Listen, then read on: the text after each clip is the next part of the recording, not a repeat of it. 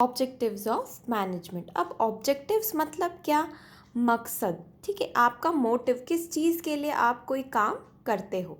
तो अगर हम मैनेजमेंट के ऑब्जेक्टिव्स की बात करें तो तीन मेन ऑब्जेक्टिव्स हैं, ऑर्गेनाइजेशनल ऑब्जेक्टिव, सोशल ऑब्जेक्टिव और पर्सनल ऑब्जेक्टिव। सबसे पहले बात करेंगे ऑर्गेनाइजेशनल ऑब्जेक्टिव्स की। These objectives aim at growth and prosperity of an organisation. एक ऑर्गेनाइजेशन की ग्रोथ से रिलेटेड जितने भी ऑब्जेक्टिव्स हैं उनको क्या कहेंगे, ऑर्गेनाइजेशनल ऑब्जेक्टिव, ठीक है। अब ऑर्गेनाइजेशनल ऑब्जेक्टिव होते क्या है, बेसिकली प्रॉफिट कमाना, बिजनेस को आगे बढ़ाना, है ना। अगर आप एक बिजनेसमैन के नज़रिए से सोचेंगे तो उसका मैनेजमेंट क्या करेगा, उसके मैनेजमेंट का जो टारगेट है वो क्या होगा, अपनी कंपनी को आगे लेकर जाना। ऑर्गेनाइजेशनल ऑब्जेक्टिव में भी यही होता है। तो अगर हम ऑर्गेनाइजेशनल ऑब्जेक्टिव को थोड़ा सा डिटेल में देखें तो हमें उसके तीन सब पार्ट्स मिलेंगे। ऑर्गेनाइजेशनल ऑब्जेक्टिव के ही तीन सब पार्ट्स, पहला है सर्वाइवल, दूसरा प्रॉफिट, तीसरा ग्रोथ। सर्वाइवल मतलब क्या, देखो हर बिजनेस का सबसे पहला टारगेट होता है मार्केट में टिके रहना, पहले अपना मार्केट बेस बनाना, अपनी कंपनी को वहाँ पर जमाना, ठीक है। कोई भी कंपनी होगी तो वो आगे तब बढ़ सकती है जब वो कस्टमर बेस रेडी करे। मतलब सबसे पहला ऑब्जेक्टिव जो ऑर्गेनाइजेशनल ऑब्जेक्टिव में हम देखेंगे वो ये है survival. Basic motive of every organisation is to exist in the market. Market में पहले अपनी जगह बनानी पड़ेगी, उसके बाद आप बाकी दोनों ऑब्जेक्टिव्स के बारे में सोच पाओगे। तो सबसे पहले हमें क्या करना है, मार्केट में बने रहने की कोशिश करनी है। अब चलते हैं प्रॉफिट की तरफ। बिजनेस क्यों करता है कोई इंसान, चैरिटी के लिए नहीं करता है, अपनी सेल्फ सेटिस्फैक्शन के लिए नहीं करता है, वो प्रॉफिट के लिए बिजनेस करता है। अगर आप किसी भी बिजनेसमैन से पूछेंगे तो उसका बेसिक मोटिव क्या होगा, प्रॉफिट कमाना। अगर हम भी कोई बेसिक काम करते हैं, कुछ भी छोटा सा भी काम करते हैं, बिजनेस करते हैं, कोई शॉप चलाते हैं, तो हम क्या चाहते हैं कि हमें प्रॉफिट हो। तो मैनेजमेंट का दूसरा ऑब्जेक्टिव ऑर्गेनाइजेशनल ऑब्जेक्टिव में जो होगा वो होगा प्रॉफिट कमाना, ठीक है। क्योंकि प्रॉफिट कमाओगे तभी ग्रोथ हो सकती है। आप अपने बिजनेस का एक्सपेंशन तब कर सकते हो जब आपके पास प्रॉफिट है। अगर आप लॉसेस में चल रहे हैं तो आपके बिजनेस की ग्रोथ पॉसिबल नहीं है। तो अगर आप चाहते हैं कि आपका बिजनेस आगे बढ़े तो सबसे पहले आपको मार्केट में बने रहना पड़ेगा, प्रॉफिट कमाना पड़ेगा, तब जाके आपके बिजनेस की ग्रोथ होगी। मतलब ये तीनों ऑब्जेक्टिव्स आपस में कनेक्टेड हैं, ठीक है।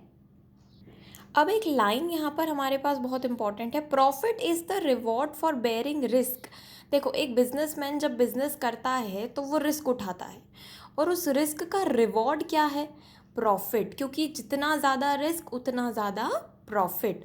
तो एक बिजनेसमैन के लिए जब वो रिस्क उठा रहा है तो उसके लिए उसका प्रॉफिट रिवॉर्ड है। रिवॉर्ड किस चीज़ का, रिस्क उठाने का रिवॉर्ड, ठीक है। अब बात करें अगर हम किसी ऑर्गेनाइजेशन के सक्सेस की, तो आपको पता कैसे चलेगा कि वो ऑर्गेनाइजेशन सक्सेसफुल है, जब उसके ग्रोथ रेट को आप देखोगे, कितना आगे बढ़ा है बिजनेस, कितनी ब्रांचेस हैं, कितने प्रोडक्ट्स बनाता है, कितनी जगह उसके आउटलेट्स हैं।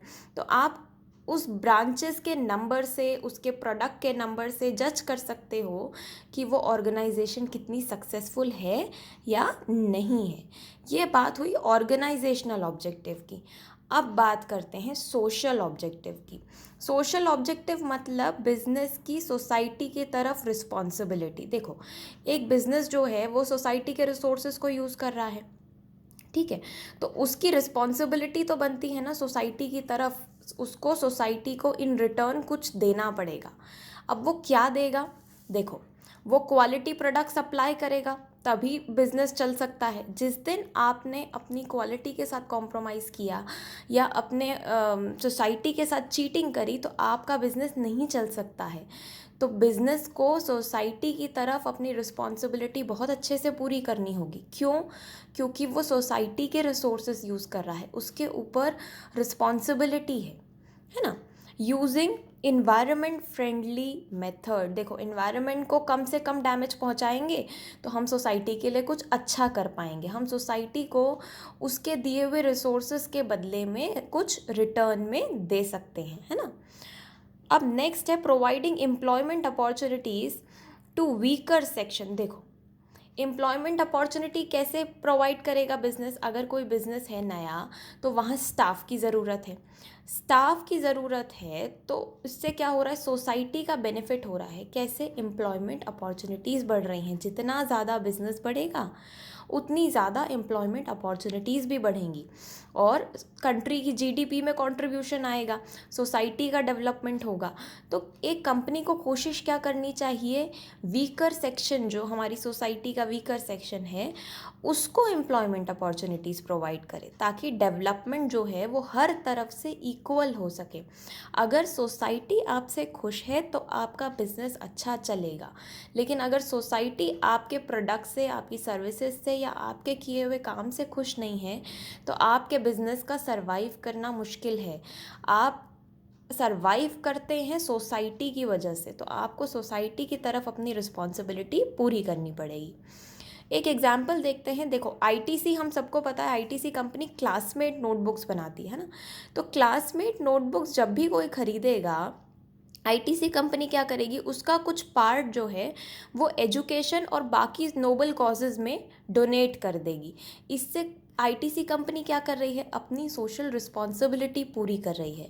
ठीक है, तो क्लासमेट नोटबुक एक ज़रिया है सोसाइटी की तरफ अपना कंट्रीब्यूशन देने का। आईटीसी कंपनी सोसाइटी की तरफ कंट्रीब्यूट कर रही है एजुकेशन फील्ड में या किसी भी और नोबल कॉज में जो वो चाहे, लेकिन वो अपनी सोशल रिस्पॉन्सिबिलिटी पूरी कर रही है। अब आगे बढ़ते हैं, नेक्स्ट है पर्सनल ऑब्जेक्टिव। अब देखो अगर आप किसी कंपनी में काम कर रहे हैं एज एन एम्प्लॉय तो आपके खुद की कुछ एक्सपेक्टेशंस होती हैं, आप अपने लिए भी कुछ चाहते हो, है ना। तो क्या चाहते हो, आप कॉम्पिटिटिव सैलरी चाहते हो, अपना ग्रोथ, पर्सनल डेवलपमेंट मतलब प्रमोशन एक्सेट्रा, है ना। अगर आप किसी कंपनी में काम कर रहे हैं, मेहनत कर रहे हैं, तो इन रिटर्न आप क्या चाहते हैं, आप क्या एक्सपेक्ट करते हैं, प्रमोशन, है ना। आपका खुद का डेवलपमेंट, ये आपके पर्सनल ऑब्जेक्टिव है, मतलब आप खुद के लिए उस कंपनी से क्या चाहते हैं। Good and healthy working conditions, social recognition, management must try to integrate personal objectives with organisational objective. अब मैनेजमेंट के पास एक बहुत बड़ी रिस्पॉन्सिबिलिटी है कि इंडिविजुअल ऑब्जेक्टिव्स मतलब आपके जो पर्सनल ऑब्जेक्टिव्स हैं उनको ऑर्गेनाइजेशनल ऑब्जेक्टिव के साथ ऐसे इंटीग्रेट करें कि आपके पर्सनल ऑब्जेक्टिव्स भी अचीव हो जाएं और जो ऑर्गेनाइजेशनल टारगेट्स हैं वो भी अचीव हो जाएं। ये रिस्पॉन्सिबिलिटी किसकी है, मैनेजमेंट की है, ये चेक करना कि आप इंडिविजुअल को तो निगलेक्ट नहीं कर रहे ऑर्गेनाइजेशनल ऑब्जेक्टिव अचीव करते वक्त, या फिर अगर आप पर्सनल ऑब्जेक्टिव पूरे करने की कोशिश कर रहे हैं तो कहीं आपके ऑर्गेनाइजेशनल ऑब्जेक्टिव कॉम्प्रोमाइज़ तो नहीं हो रहे। आपको इन दोनों को कॉम्बिनेशन में लेकर के चलना पड़ेगा, एक ऐसा कॉम्बिनेशन जहां दोनों में से किसी भी चीज़ पर कोई कॉम्प्रोमाइज़ नहीं होगा। अब आते हैं इम्पॉर्टेंस ऑफ मैनेजमेंट की तरफ। क्या इम्पॉर्टेंस है मैनेजमेंट की, अब ये देखेंगे हम। फर्स्ट पॉइंट जो हम देखेंगे वो ये है, management helps in achieving group goals. देखो अभी हमने बात करी थी कि मैनेजमेंट का काम क्या है, इंडिविजुअल गोल्स को ऑर्गेनाइजेशनल गोल्स के साथ मिक्स करना, उनका एक ऐसा कॉम्बिनेशन बनाना कि इंडिविजुअल ऑब्जेक्टिव्स के साथ ऑर्गेनाइजेशनल ऑब्जेक्टिव्स या गोल्स भी अचीव हो जाएं। ठीक है, management directs individual goals to achieve organisational goals. Management इस तरीके से डायरेक्ट करेगा इंडिविजुअल गोल्स को कि ऑर्गेनाइजेशनल गोल्स यानी कि ग्रुप गोल्स भी अचीव हो जाएं।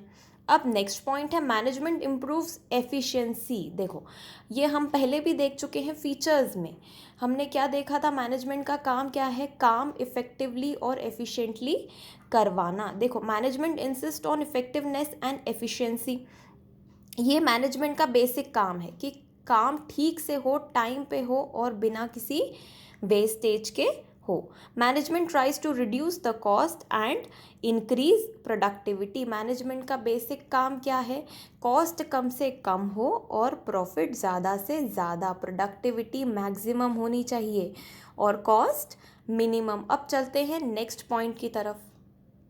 Management creates dynamic organisation. देखो, हमने पहले ये बात देखी थी कि एक ऑर्गेनाइजेशन को बिजनेस इन्वायरमेंट के हिसाब से चेंजेस करने पड़ते हैं, लेकिन कई बार ऐसा होता है कि एम्प्लॉयज़ जो है वो चेंजेस लाना नहीं चाहते, वो चेंजेस को रेजिस्ट करते हैं, मतलब अवॉइड करते हैं, क्योंकि उन्हें लगता है कि वो इस चीज़ को हैंडल नहीं कर पाएंगे। तो एक अच्छे मैनेजमेंट की इम्पोर्टेंस कहाँ पता चलती है? जब वो ऑर्गेनाइजेशन में काम करने वाले एम्प्लॉयज़ को ऐसे मोटिवेट करे कि वो चेंजेस को विलिंगली एक्सेप्ट करें। मैनेजमेंट का काम है कि एम्प्लॉयज़ के लिए काम इतना आसान बना दे कि वो खुशी खुशी उस चेंज को एक्सेप्ट करने की कोशिश करें, क्योंकि आपको अगर सरवाइव करना है तो आपको इन्वायरमेंट के हिसाब से चेंज तो करना पड़ेगा। अगर आपके एम्प्लॉयज़ उस चेंज को रेजिस्ट करते हैं तो मैनेजमेंट का काम क्या है? उनको मोटिवेट करना, उनको ये समझाना कि इस चेंज का उनके और कंपनी पे क्या इफ़ेक्ट पड़ेगा, उनके लिए क्या इम्पोर्टेंस है उस चेंज की। जब एम्प्लॉयज़ को वो समझ आ जाएगा तब एम्प्लॉयज़ विलिंगली उस चेंज को एक्सेप्ट कर लेंगे और यहाँ एक मैनेजमेंट सक्सेसफुल हो जाएगा। अब नेक्स्ट पॉइंट क्या है? Management helps in achieving personal objectives. देखो, मैनेजमेंट का काम है कि लोगों को इस तरीके से लीड करे कि उनके पर्सनल ऑब्जेक्टिव्स के साथ साथ ऑर्गेनाइजेशनल गोल्स भी अचीव हो जाएं। दोनों में से किसी के साथ कॉम्प्रोमाइज़ नहीं होना चाहिए, क्योंकि अगर पर्सनल गोल के साथ कॉम्प्रोमाइज़ हुआ मतलब आपके एम्प्लॉयज़ खुश नहीं हैं, तो वो इतने प्रोडक्टिव नहीं हो पाएंगे जितना उनको होना चाहिए। और अगर ऑर्गेनाइजेशनल गोल कॉम्प्रोमाइज़ हो गए तो यहाँ भी मैनेजमेंट सक्सेसफुल नहीं हो पाएगा, क्योंकि उसने जो टारगेट सेट किए हैं वो अचीव नहीं हो पाएंगे। तो हमें क्या करना है? एज मैनेजमेंट एक ऐसा प्रॉपर मिक्स बनाना है जहाँ पर दोनों गोल्स अचीव हो जाएं, किसी के भी साथ कॉम्प्रोमाइज़ नहीं हो। नेक्स्ट पॉइंट क्या है? Management helps in development of the society. कैसे होती है डेवलपमेंट? देखो, मैनेजमेंट की रिस्पॉन्सिबिलिटी है सोसाइटी के तरफ, क्योंकि वो सोसाइटी के रिसोर्सेज यूज़ कर रहा है ना। कस्टमर्स की तरफ, सप्लायर्स की तरफ, गवर्नमेंट की तरफ, एम्प्लॉयज़ की तरफ, हर सेक्शन ऑफ सोसाइटी की तरफ मैनेजमेंट की रिस्पॉन्सिबिलिटी होती है। तो मैनेजमेंट को ऐसे काम करना है कि सोसाइटी का डेवलपमेंट हो, सोसाइटी को डैमेज नहीं होना चाहिए, क्योंकि अगर सोसाइटी को डैमेज हुआ तो आपके बिज़नेस पे भी डायरेक्ट इम्पैक्ट पड़ेगा, आपका बिज़नेस भी अच्छे से चल नहीं पाएगा अगर सोसाइटी आपसे खुश नहीं है तो। नेक्स्ट पॉइंट देखते हैं क्या है। लास्ट पॉइंट है management brings harmony in work. अब देखो, हमारे कंपनी में काम करने वाले जो लोग होते हैं वो अलग अलग बैकग्राउंड से आते हैं, है ना, अलग अलग वर्किंग स्टाइल्स होते हैं उनके, तो ऐसे में कन्फ्यूजन बहुत ज़्यादा हो जाएगा। तब ज़रूरत पड़ेगी हमें मैनेजमेंट की, मैनेजर्स की। क्यों? क्योंकि वो उनको ऐसे डायरेक्शन में ले जाएंगे, ऐसे डायरेक्शंस देंगे कि काम हो और हार्मनी के साथ हो, डिस्प्यूट्स कम से कम हो। देखो, टीम वर्क बहुत इंपॉर्टेंट होता है एक ऑर्गेनाइजेशन में, और वो तभी हो सकता है जब वर्कर्स के बीच में हार्मनी होगी, काम अच्छे से होगा। ये काम अच्छे से करवाने की रिस्पॉन्सिबिलिटी किसकी है? मैनेजमेंट की है। मैनेजमेंट का काम है कि अलग अलग बैकग्राउंड से आए हुए वर्कर्स को एक टीम में बना के रखना, एक टीम में काम करना सिखाना, बिना किसी डिस्प्यूट्स के। डिस्प्यूट्स होंगे लेकिन उनको सॉर्ट आउट करना और डिस्प्यूट्स को कम करने की कोशिश करना, ये मैनेजमेंट की सबसे बड़ी रिस्पॉन्सिबिलिटी होती है।